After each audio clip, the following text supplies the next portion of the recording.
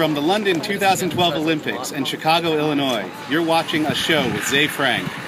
So I go back to the doctor to get the results from my physical, and I was like, "What's up, doc?" "Penis." That's how you tell a story. Not really. Listen, he said that I have a cholesterol score of 258, and I was like, "Score? I didn't know we were playing a game." And then he said below 200 was normal, and I was like, "Sweet, overachiever, and for my prize, I'd like your silly coat." But then he said it was bad, and I was like, "Your game sucks. Higher points should be better, and now I don't want your coat, but I'll take that little shitty flashlight you used to blind me with last time because I want to help some mice light up their football stadium." But then he said we had to take it seriously, and unfortunately the words "take it seriously" make a certain part of my brain, the duck part, release a neurotransmitter called fuck-off-oxytocin, which makes me deaf for like 5 minutes. So when my hearing came back, I didn't really know what he was talking about, but it sounded like he was describing some kind of a farmer's market. Except not the cool kind where they sell candy apples and fried dough, the other kind where people sell shit that they obviously just found on the ground, like vegetables. Anywho, I was about to tell him about a place that I like to go because I thought we were just comparing notes. It's called Marty's Home of the Combo, where they put a hamburger and a hot dog on the same bun. Genius, right? And yeah, they use the hamburger bun. But then I realized that he was telling me a list of foods that I had to eat from now on. And I kept on waiting for him to move on to one of the other food groups, like the fried group or the covered in sauce group or the wrapped in individually wrapped packages group, but he totally didn't. And then he said I couldn't eat bacon, and that's when I almost slapped him. I didn't,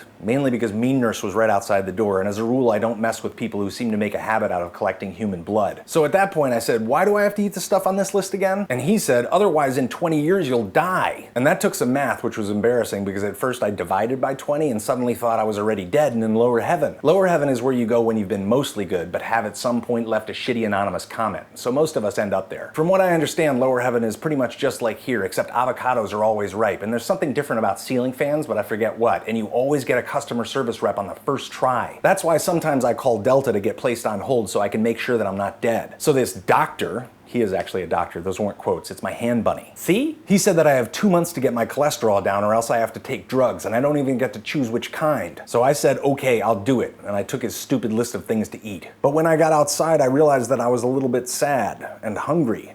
And then there was this voice that spread throughout my body, and it said, "You know we're gonna get a ham and cheese sandwich. But that's not on the list." Yeah, I know. But he just said that, I know.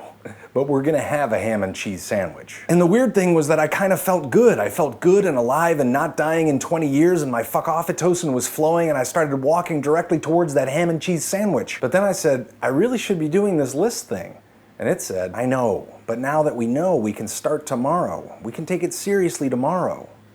Tomorrow. Yes, tomorrow. But what are you gonna say tomorrow? Don't worry about it. And by the way, we should get some extra mayo on that sandwich. Oh, that actually sounds, wait. I should call my friend who just went through this and ask him for help. And what? He'll tell you not to have the sandwich, and we already established that's happening. And when you talk to him, you won't feel better, you won't feel stronger, you'll feel more alone. And you'll feel like a fraud when you don't take his advice. Who are you? I'm you. I make you feel alive and bigger and stronger and better. But you're telling me to do things that make me less alive and less stronger and less better. Stop. The doctor wasn't talking about us. He was talking about regular people, not us. I don't think I like you. How do I fight you? You don't. You just give in. So, how do I fight him? How do you fight him?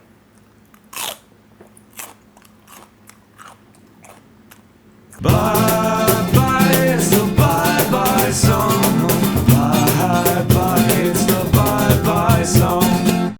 Any individual entity that pretends to understand the rules that guide this space is under an illusion.